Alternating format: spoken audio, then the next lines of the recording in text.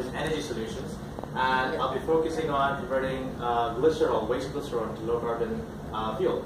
So just to break down on what we'll be going over today. So integrated low carbon energy solutions for rural areas. We're trying to get bio-SNG from waste glycerol. So we're going to try and explore how this glycerol is made from, why it's an issue, what we're going to convert it into, what bio-SNG is, what's the composition of that fuel, and most importantly, how we're going to integrate this into the rural communities, giving it a social and environmental benefit. The project is part of a conference that happened, I think, Leeds a couple months ago. A couple of countries came together to form this project, and I've been given Thailand as my site of interest. And most of the things I'll be talking about today will be specifically to the case in Thailand. And that's Thailand, if you guys don't know. The oil palm and palm oil industry's development strategy. It was like a set of aims that was developed by a branch of the government that was part of the agricultural and energy sector, and they set out a couple of aims. Most of it was improving and increasing their palm oil productions to produce their biodiesel productions.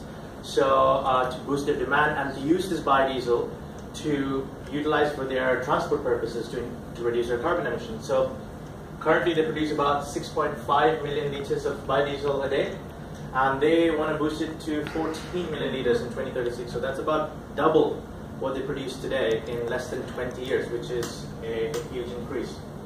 And what I want to focus on is converting the waste glycerol that is produced in this process using Aspen software to produce bio-SNG and to find out the right conditions to produce optimum conditions of the project, and also to develop some recommendations of the sustainable expansion of these palm oil production for the biodiesel production. Now, just a brief on the biodiesel. Now, we all know what biodiesel is. It's usually domestically produced, allowing it to be renewable. It's energy safe. It provides security for the country in terms of oil. It's less damaging. It produces less pollutants. It has lower flash. It has a higher flash point, higher fuel lubricity, higher cetane number. It's a knock-on fuel, so you can just put it into your car and reduce emissions. But the main reason why biodiesel is of so much interest to people is that it's an easy way for a lot of countries to reduce their emissions. They can just get biodiesel, put it in their cars without changing most of the infrastructures, and reduce emissions. The UK, the EU, and a lot of the Western nations are one of the biggest consumers of biodiesel in the world. But I'm not mostly interested in biodiesel. But in the production of biodiesel, we have glycerine being formed during the transesterification process. And glycerine is what I'm interested in.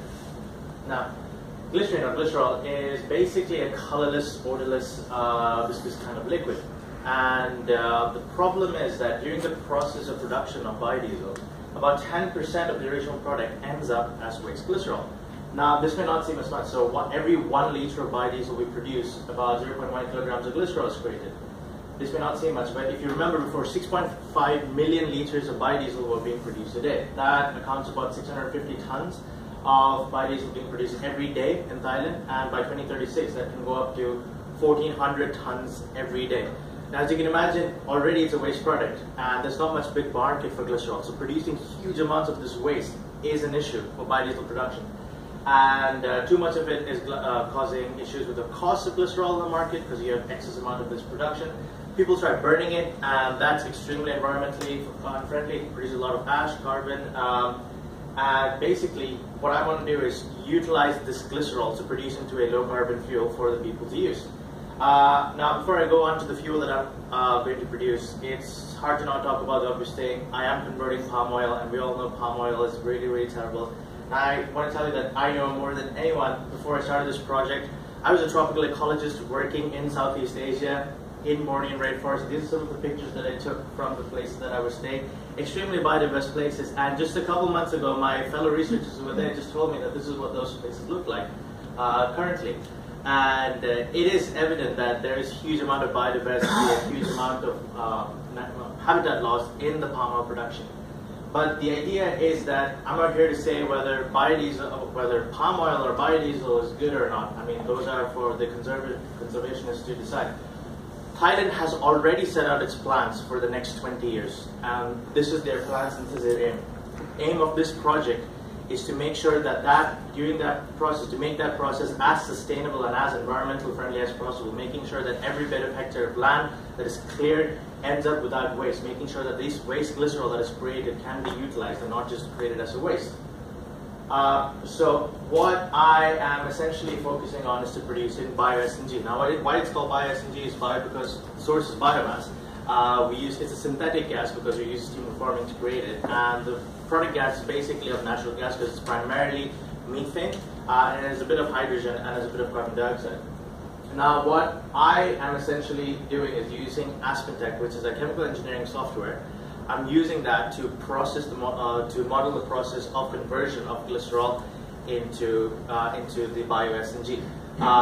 This project is already being done by Dr. Valerie and one of her PhD students, and I'm helping them create, checking off some of the conditions of conversion processes, changing the inlet temperatures and pressures, etc., to create the ideal conditions to create our bio-SNG, which is our product gas. Now, what we aim to do, or what we hope to do, is with this bio-SNG gas, we hope to use this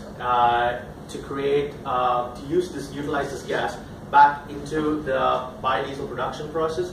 Now this can either make the process carbon neutral by utilizing that same energy. So we can put it back into the biodiesel product to use this as heat or for electrical energy or etc.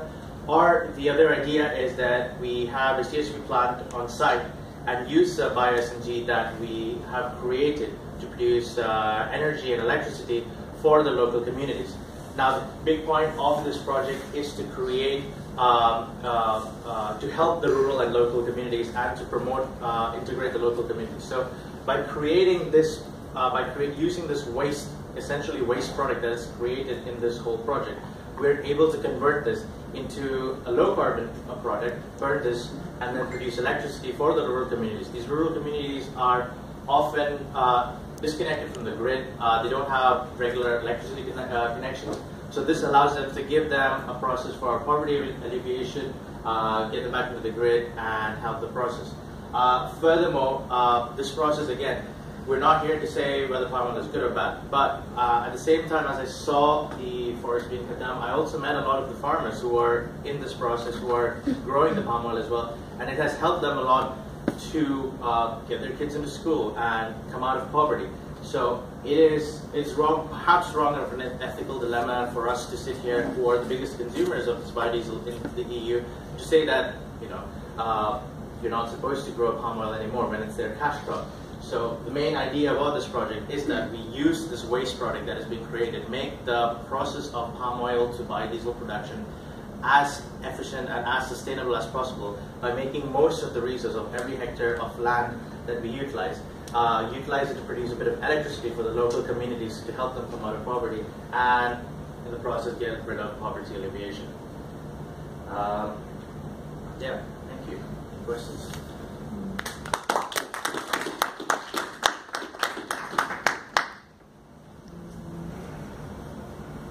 Oh, any questions? Oh, was that a question or was that a photo? I should take that. Oh, a video, sorry.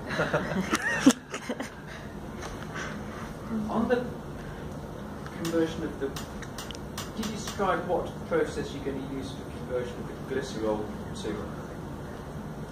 bio? Yeah, I'm using steam reforming.